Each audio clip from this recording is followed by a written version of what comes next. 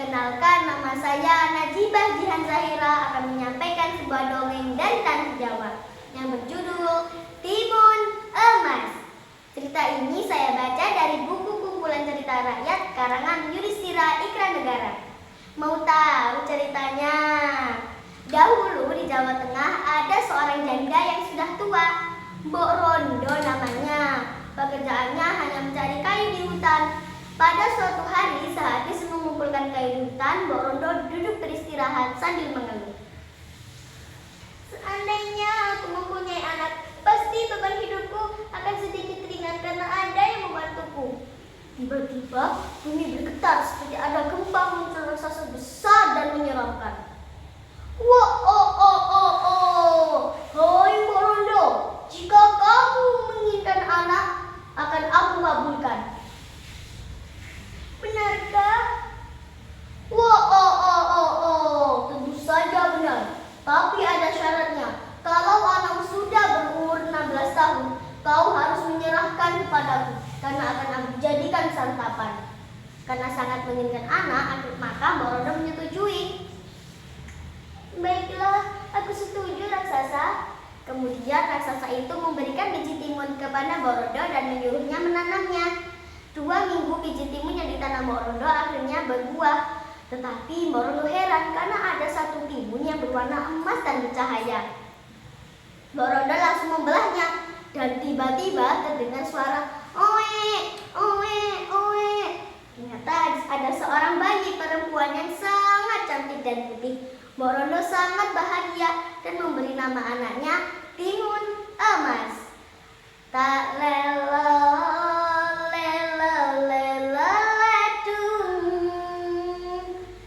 juk menengok anakku cahayu, anakku sing ayu rupane, yen nangis ndak ilang ayune. Hari, bulan, dan tahun berganti. Kini Timun Emas menjadi gadis yang baik dan cantik cerita. Mbok Rondo sangat menyayanginya. Pada suatu pagi, ketika Mbok Rondo dan Timun Emas akan bersiap pergi ke hutan, tiba-tiba boom, boom, boom. Bumi bergetar dan disusul suara tawa menggelegar. Hai Mbok Rondo, aku datang menagih janji. Mana Timun Emas? Sudah saatnya aku makan. Wah, celaka. Mbok Rondo menyuruh Timun Emas bersembunyi di tempat kolong tidur. Wahai raksasa, Timun Emas anakku masih kurus, jadi tidak enak untuk dimakan. Tunggulah 2 tahun lagi. Pasti dagingnya akan lezat untuk dimakan.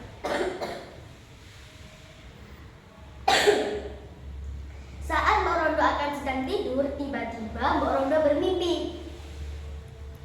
Hai Mbok Rondo, jika kamu ingin anakmu selamat, datanglah ke Bukit Gandul.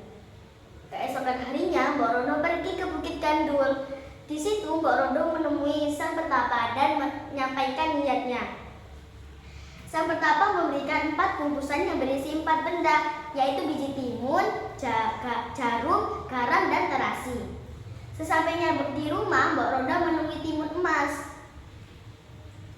Timun Emas, anakku, kau tidak perlu takut lagi kepada raksasa itu, karena ibu akan memberimu senjata. Apa itu, Ibu?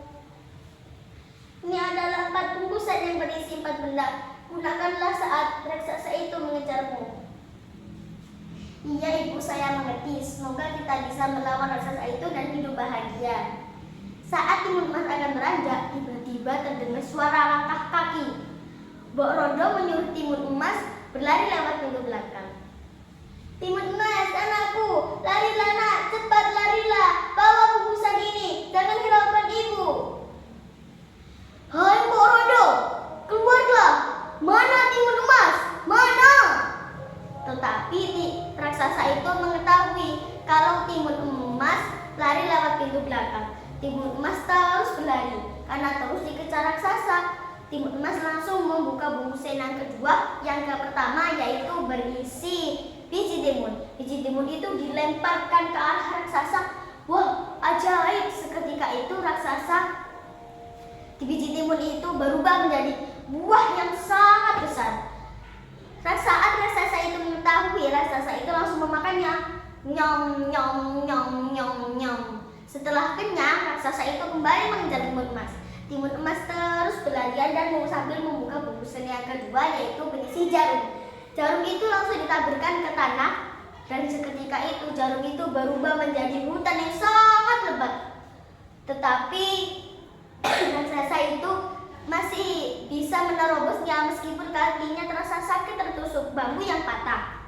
Timun emas terus berlari dan membuka bungkus yang ketiga, yaitu berisi garam. Garam itu dilemparkan ke arah raksasa. Seketika itu butiran garam itu berubah menjadi lautan yang sangat luas.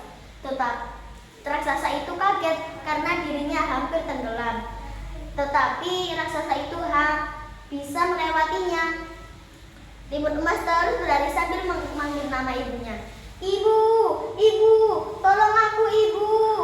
Tetapi timun emas masih ingat bahwa masih ada satu bungkusan, yaitu berisi terasi. Terasi itu dilemparkan ke muka raksasa. Seketika itu terasi itu berubah menjadi lautan lumpur. Raksasa itu meronta-ronta meminta tolong. Tolong, tolong, tolong timun emas, aku berjanji tidak akan memakanmu. Tolong, tolong. Tetapi lumpur itu menenggelamkan raksasa. Kini timun emas bisa bernapas lega dan kembali pulang menemui ibunya. Ibu, aku pulang. Syukurlah anakku, terima kasih Tuhan telah menyelamatkan anakku. Mereka pun hidup bahagia. Nah teman-teman, demikian cerita timun emas. Dari cerita ini dapat kita ambil bahwa kasih sayang seorang ibu itu sepanjang hayat. Jadi jangan sakiti ibu. Ayo kita jadi anak yang berbakti kepada orang tua. Terima kasih.